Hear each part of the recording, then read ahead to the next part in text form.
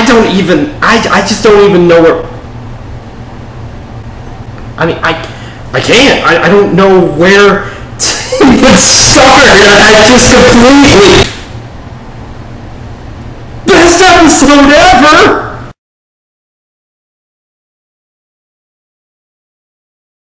Okay, let me start this by reciting what seems to have become my personal mantra, which is, an attack on a work of fiction is not an attack on the fan base for liking it. I mean, okay, you're emotionally invested in the story, passionate about it, want to defend it. Great! I encourage those things.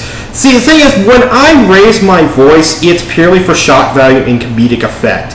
If you disagree with my opinions, I will still respect you for disagreeing with my views, and I will respect you for standing up for those opinions. Anyway, the biggest thing I've caught flack for in my Marble Hornets 56 review is the fact that I got a bit of continuity wrong. See, remember that old wasted hospital that Alex's character wanted to film at, which I got onto Alex's character for wanting to film at instead of an actual school? Well, according to the fans, Alex actually wanted the place to look old and like crap. It was supposed to pass for the remains of Brian's in-movie character's old, burned-down elementary school, a place he would return to reflect upon.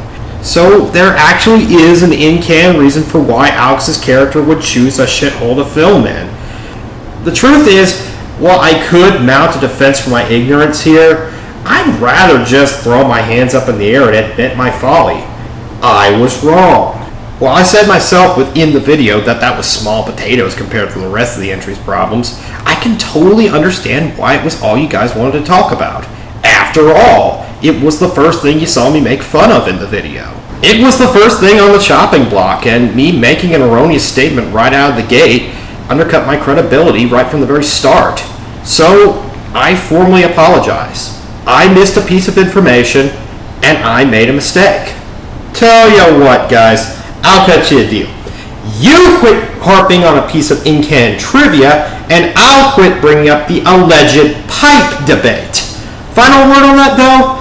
Until I hear about some official news from the Marble Hornets production team on the issue, I only have this to say.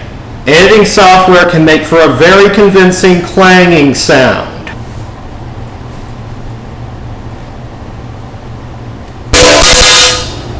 My biggest beefs in the review had to do with the writing, pacing, and production values of the show, and while 56 was the one that sent me spiraling off over the edge of the crazy cliff, other episodes have been just as bad, which is why I was fully prepared to sit down, watch Entry 57, and then record another session where I would lay into the entire Marble Hornets series for its ever-growing list of flaws, but to my pleasant surprise, I actually really liked Entry 57. It looked like one of the older Marble Hornets entries, and had some decent new ideas implemented to enhance the older style of Blair Witch-esque sequences. However, I couldn't turn right around after giving such a scathing review of the previous entry and then praise the very next one over. That would make me look like a fair-weather opportunist.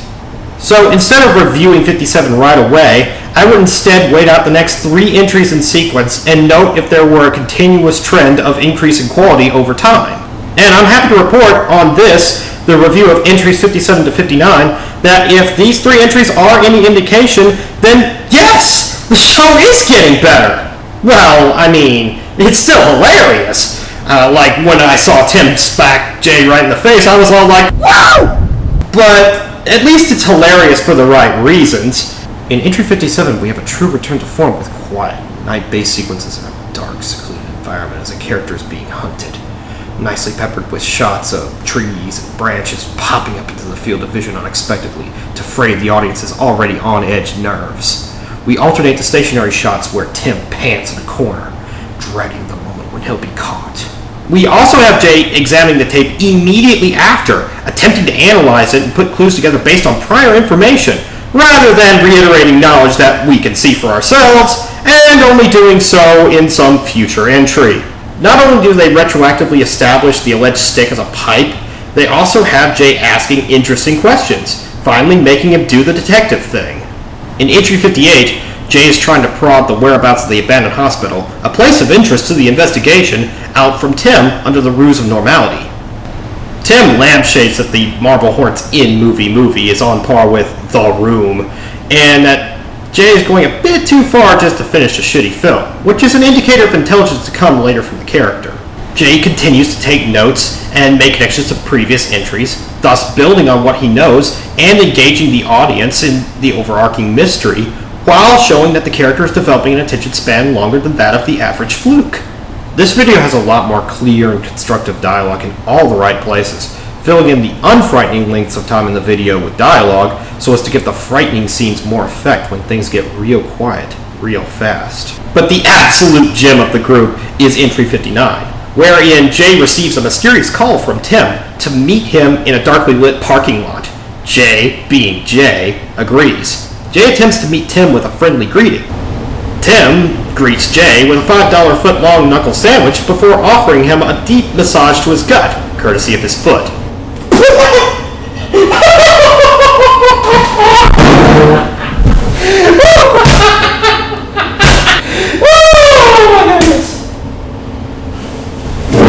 Tim proceeds to call Jay out on all of his bullshit, not being truthful with him sooner, pulling him by the arm into a place Jay knew was crawling with dangerous characters, bringing the horror of Slenderman back into his life knowingly by making him a part of the investigation again, even though it was obvious via the psych ward that it had ruined Tim's life, and for never actually doing anything proactive to stop this evil, just running headfirst into the last known location of the bad guys with no real protection or plan, just so he can wave a camera in its face. And yeah, that's the other reason this is so glorious to me. I didn't really touch on this in my previous video, but there is one major flaw in which all of this show's minor flaws twist around each other like the threads of a rope before manifesting into one great cumulative boat anchor around the waist of Marble Hornets, and that factor is Jay! And of course, that's not a knock on the acting ability of Troy Wagner. The truth is, I couldn't get a beat on Troy Wagner's acting abilities even if I tried, mostly because he spends the bulk of the series camped out behind a camera and talking to us entirely through text bumps. No, what I mean is the way the character that he plays is written. And I freaking hate Jay! I mean, my god! He's so stupid! He's like the human character equivalent of Patrick Starr, a mentally stagnant, purely reactionary being whose first instinct upon being chased down and bitten by a rabid dog would probably be to follow it home, wait until it fell asleep, and then poke it in the eye with a stick. Tim's breakdown of why Jay sucks so much is so gratifying, not only because it's a wake-up call for the main character to change his ways and start handling this situation more maturely, it's also just great to see Jay's chops get busted. Jay is what made watching Marble Hornets a chore for me rather than entertainment. I would turn on this show hoping to be scared, or at the very least startled, and instead end up standing up screaming at my computer screen about just how stupid the stupid thing Jay just did was.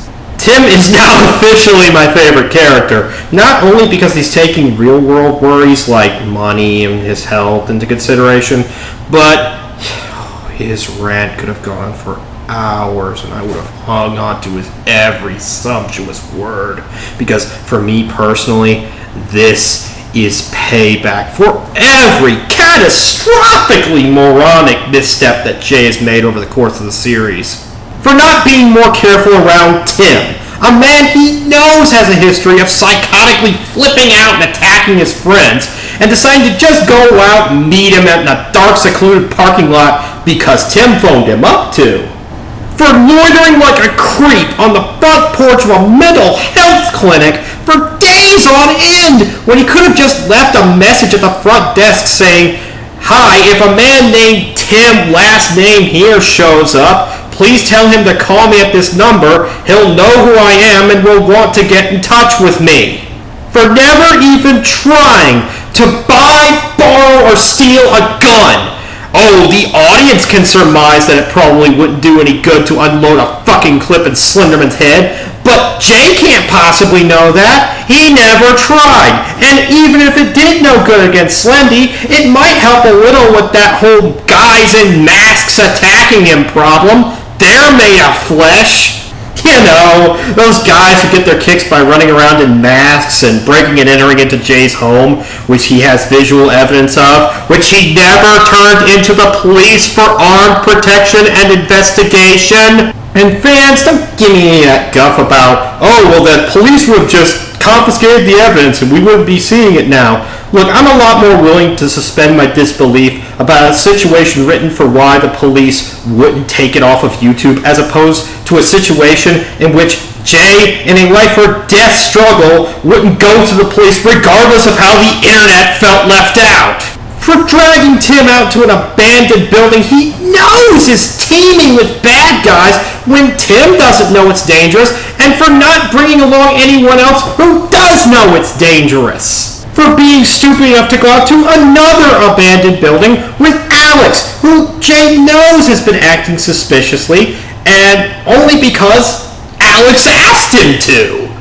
For being stupid enough to come back a second time after Alex told Jay he'd show Jay what he originally wanted to show him in the first place if he'd bring along his female friend like he'd asked him to originally. Which Jay does! Without bringing along someone else for strength in numbers, and without telling her that he thinks that the guy they're following into the deep, secluded, dark woods might be dangerous. Because Jay didn't want to scare her. She should be scared! He's scared enough to finally arm himself with a weapon, something he should have done long ago! And when he does finally choose a weapon, what should he choose but a Boy Scout Swiss Army knife, which is completely impractical for combat, even when it's unfolded.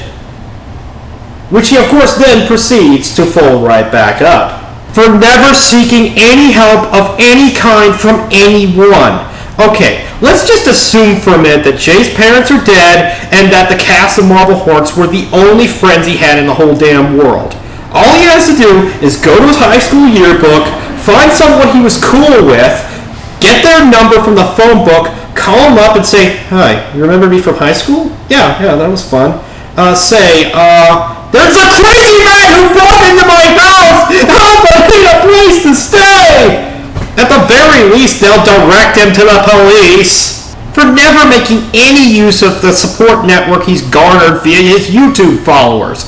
For never going to a library or cracking open a book, never doing a search on the web, never doing an ounce of research to try and find out a way to fight this mysterious force that's hounding him. You know, kind of like what those other guys do. For thinking back to the house in which he found a sink full of dry blood, psychotic doodling, creepy voodoo dolls, and Michael friggin' Myers, and taking into account how he went into severe fits of coughing, was viciously attacked by a masked man, and lost his memory of someone placing him inside of his car and driving him out into the woods to be abandoned, Jay decides to break into this house, which he assumes is abandoned, again! For the third time! Alone! Jay doesn't learn his friggin' lesson until Slenderman personally waves him in the face! You can't blame Jay's failing memory on this one, people! His camera is his memory. He reviews it and then decides maybe something different will happen if I go Tuesday night as opposed to Monday night. Jay is a moron, and when something bad happens to a moron in a horror film, I don't feel any sympathy for them because they didn't do everything in their power to try and stop it. I cannot sympathize with a character whose actions don't even match with the normal behavior patterns for a regular human being. Wouldn't your first instinct be to go seek help? To put up resistance however you could? Not to go hunt down your assailants, put a camera in their face, ask them to show you their good side so that you can post it online and blog about it? But hey, that's why I love these entries so much. Not only does Jay get a stern talking to from Tim, but Jay begins talking to us, the audience, at a much quicker pace, piecing together clues that span the length of several episodes. I'm overjoyed because this series is showing signs that it's on the road to recovery. It's addressing the very problems I've been holding it accountable for, and for the first time in a long time, I'm excited to see what they do in the next entry. So, yeah, keep up the good work, Marble Hornets team. This is Zipper... hold on, there's some kind of video interference. Oh, great. Not this again.